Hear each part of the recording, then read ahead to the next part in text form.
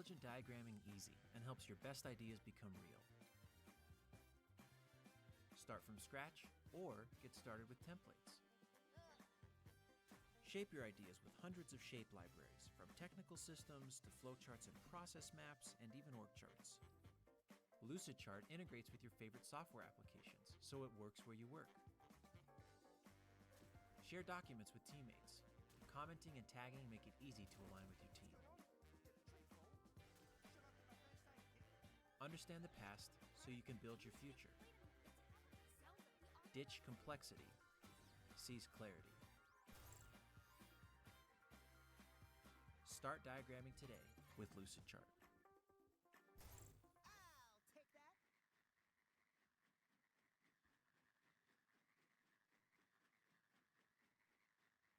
Oh, gold. Bro, I've been there, but gold saved my portfolio. A tip for you. Visit invest.gold. Visit invest.gold to see why gold is everyone's asset. Stability, security, protection.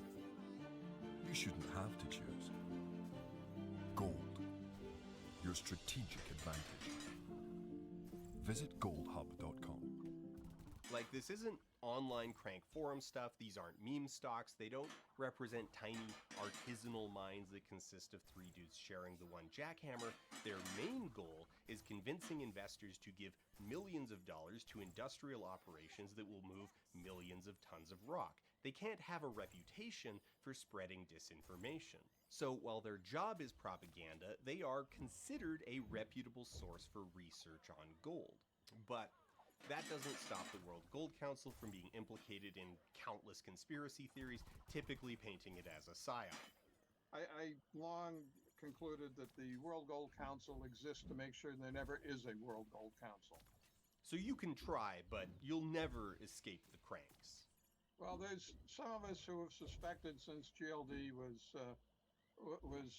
put together that it is really it's another mechanism in the tool of the central bankers and their bullion banks to be able to use the public's investment gold to apply it to hot spots in the market to keep the price down. That it's another tool of gold price suppression.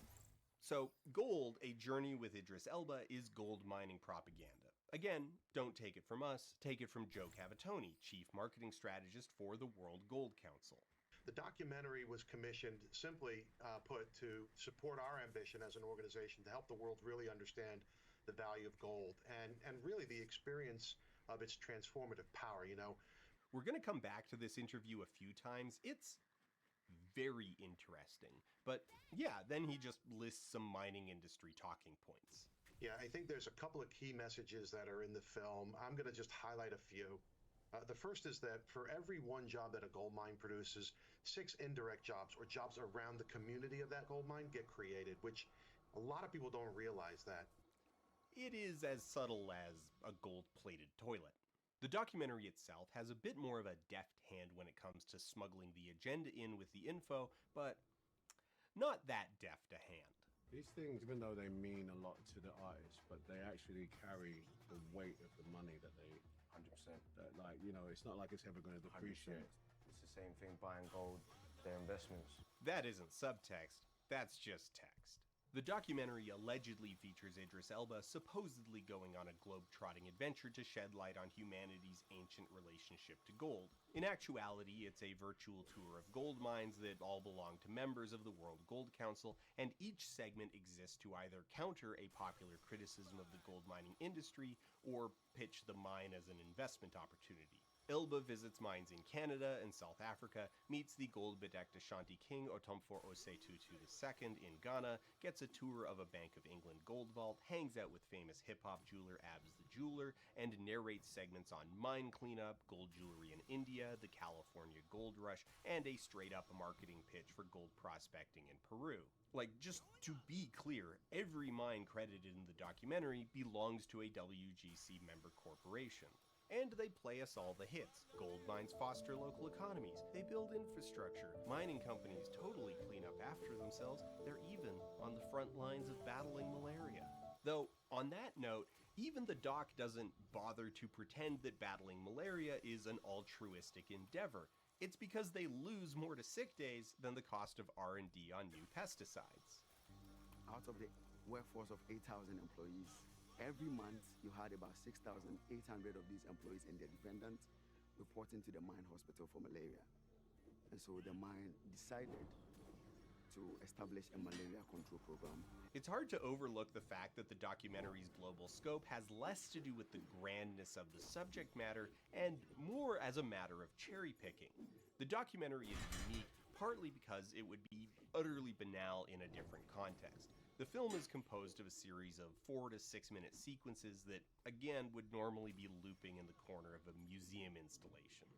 The fact that something so insubstantial is being pushed so hard is kind of fascinating in itself. They had Idris Elba money, and they chose to spend it on this. Wow, look how hot that is. On that note, a common discussion point about the doc has been Elba's performance. It's very strange. There are times when Idris is energized. So today is the very special Ashanti Akwesi Day Festival. I've been honored to be asked to be part of the procession, and it is an honor. There are times when he's clearly working hard to sell this thing.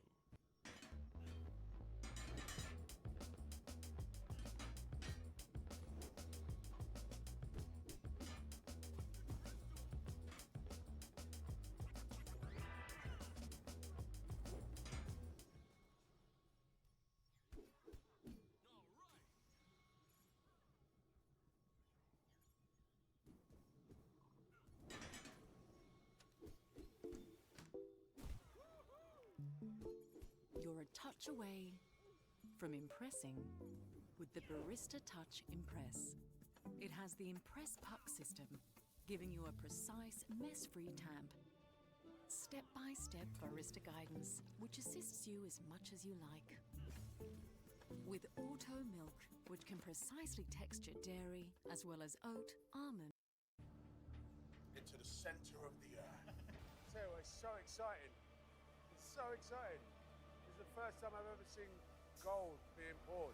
And in the sound booth, Idris has a very stilted energy. It could be a deliberate choice, but it feels kind of like he's cold reading the script off a teleprompter that is slightly too far away. But for me, and I'm pretty sure I'm not alone here, the best thing about gold is being able to wear it. Just for comparison, here is Elba's performance in a different documentary. To understand how club culture has become so ingrained in our modern lives, we need to go back to a scene that started on New York's underground. It was the 70s, and the city was suffering. Idris has close ties to Ghana and has spent several years working to develop a film studio in the region. During his trip where he met the Ashanti King, he also met the president of Ghana to discuss policy and was planning to bring an upcoming film of his to the region. We could case study my film as a proof of concept. To what extent this influenced his decision to do the project, we can only speculate, but it's plainly obvious that Idris really turns up in Ghana and less so in Quebec. Wow, look how hot that is. What we're left with is a very standard piece of corporate communication with a celebrity voice actor and overly dramatic framing. For the most part, the documentary is just boring. The doc makes boring decisions for self-interested reasons. By way of example, India has the second highest demand for gold after China. The two combine to make up half the world's demand for gold. This makes the World Gold Council very invested in the Indian gold market. So, we get a short sequence in India that alludes to the cultural significance of gold in India. This is a big and genuinely interesting subject, but as will be a common theme, the doc doesn't have time to do interesting. The nuanced significance of gold in Hindu and Ashanti cultures are flanderized into this very odd and uniform notion of respect. Here's Joe specifically responding to a question about the importance of treating gold with spiritual respect, whatever that means. You know, we come on your program regularly, we talk about gold demand trends, we talk about the significance of India as a market. Pay close attention and see the experience where you just sees a young couple getting married. They talk in great detail about how it's significant beyond the dowry, the wealth creation, or the passing on of that dowry. It's more about how it fits into their society. Okay, so what he said there doesn't actually happen. For one, Idris isn't there. He doesn't see anything. But besides that, the documentary only focuses on the bride's gold jewelry. The dowry isn't acknowledged at all, likely because it's a complicated, thorny topic to throw at a Western audience. But this is the essence of the documentary on the whole. By volume, it is mostly tacky but inoffensive corporate spin on a shallow engagement with the subject matter. But there are, of course, issues that are too big even for propaganda to just omit, the subjects of colonialism and environment being the two major ones. The doc has a sequence in Johannesburg where the subjects of race and working conditions are quarantined. The film cedes some ground on this, acknowledging that historically gold mining may be briefly intersected with racism. Elba interviews Franz Bellini, who worked in apartheid-era gold mines and was a leader of a key miners' strike. During that interview, the two don't pull any punches. They are carrying no water for the mines. We were not really looked after. We were almost like slaves, because what they needed is your labor, nothing else. However, this film was commissioned by mining companies. So... There's no hiding from the fact. No hiding? Yeah. Gold mining played a major part in shaping South African society during the apartheid years. Yeah? But with gold... Bella, this an experiment.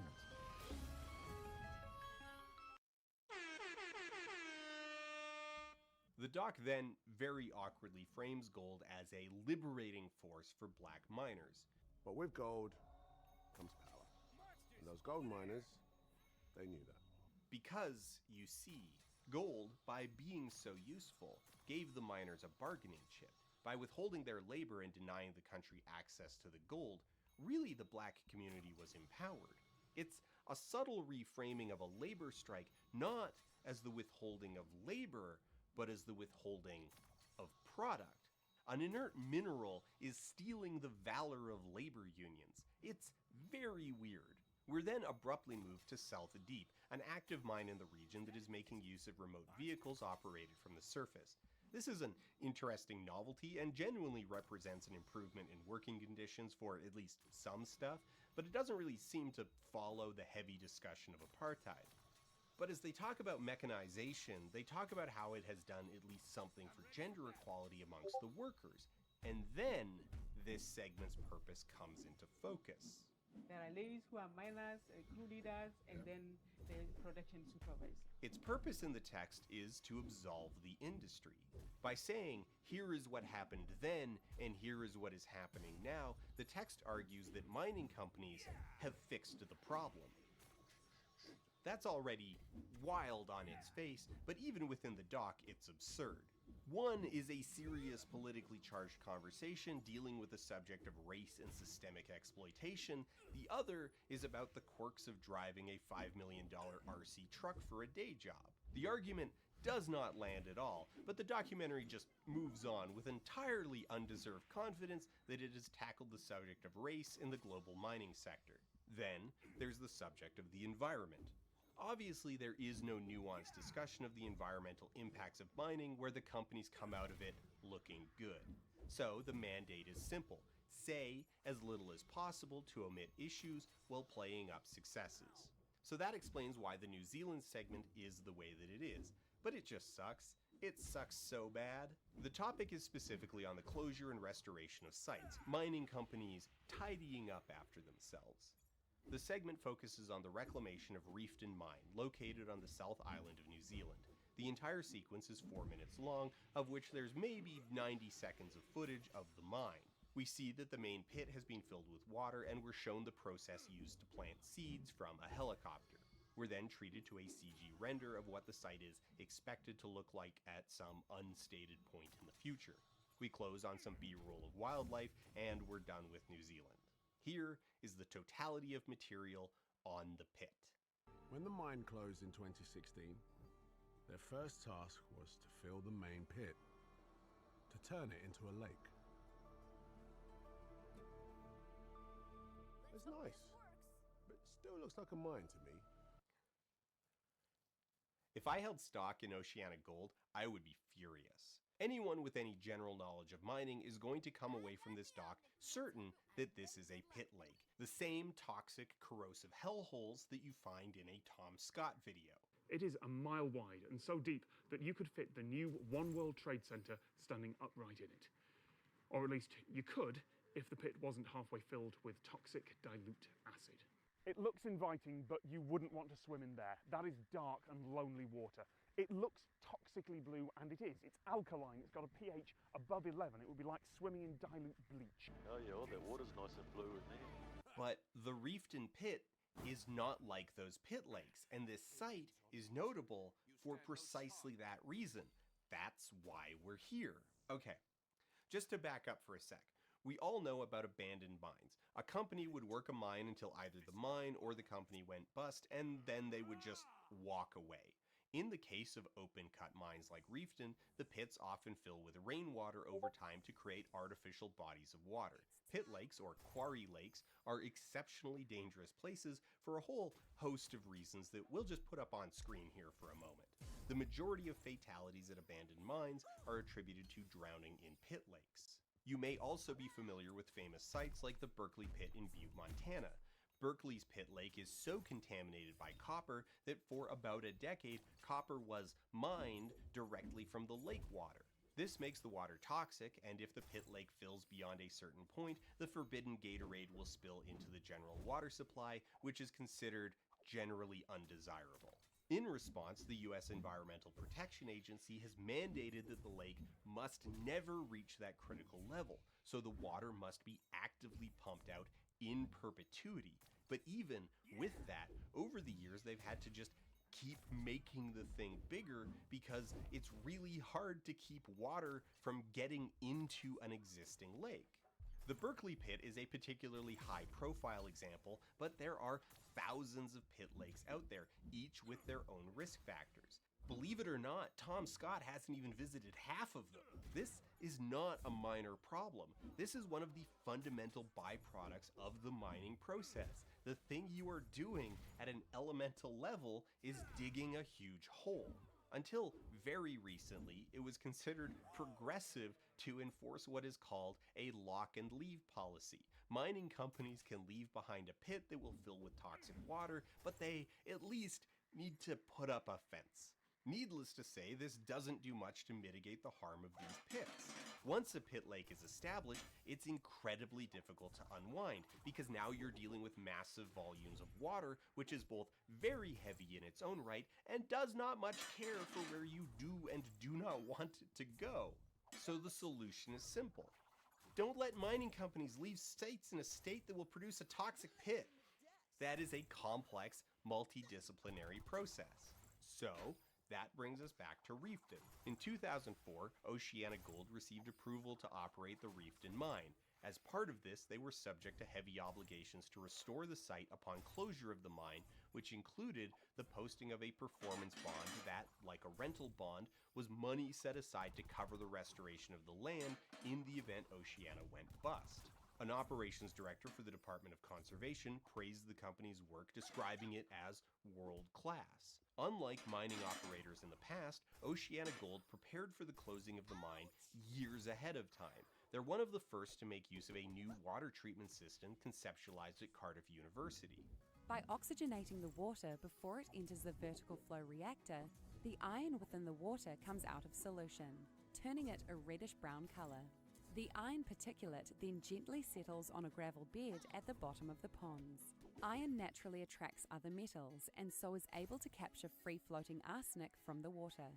The water continues its gravity-fed course through the gravel bed and exits the system into Devil's Creek. Extensive testing has proven that the vertical flow reactor reliably removes excess arsenic and iron from the water.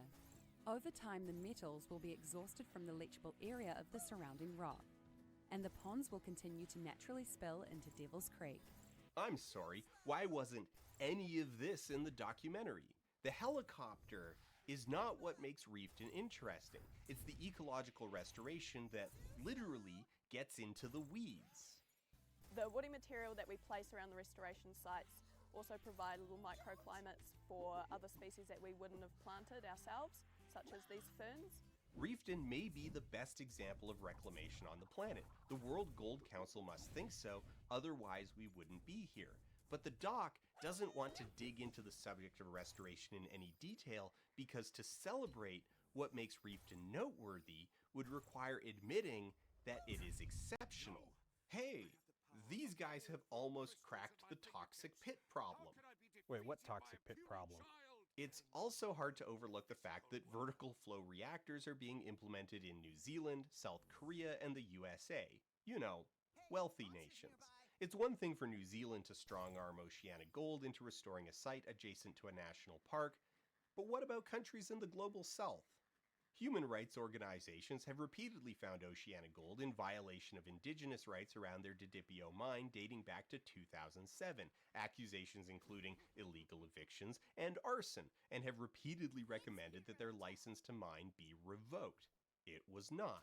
And the UN has denounced the unnecessary and disproportionate use of force against local residents as recently as 2020. Can Filipino residents expect Oceanic Gold to implement world-class restoration techniques to restore their land? Odds aren't great! The work being done at Reefton is interesting and important. It is exceptional in every sense of the word. The documentary went to New Zealand to cherry-pick the most radical project it could find, but still managed to stuff it up. The documentary is only willing to engage with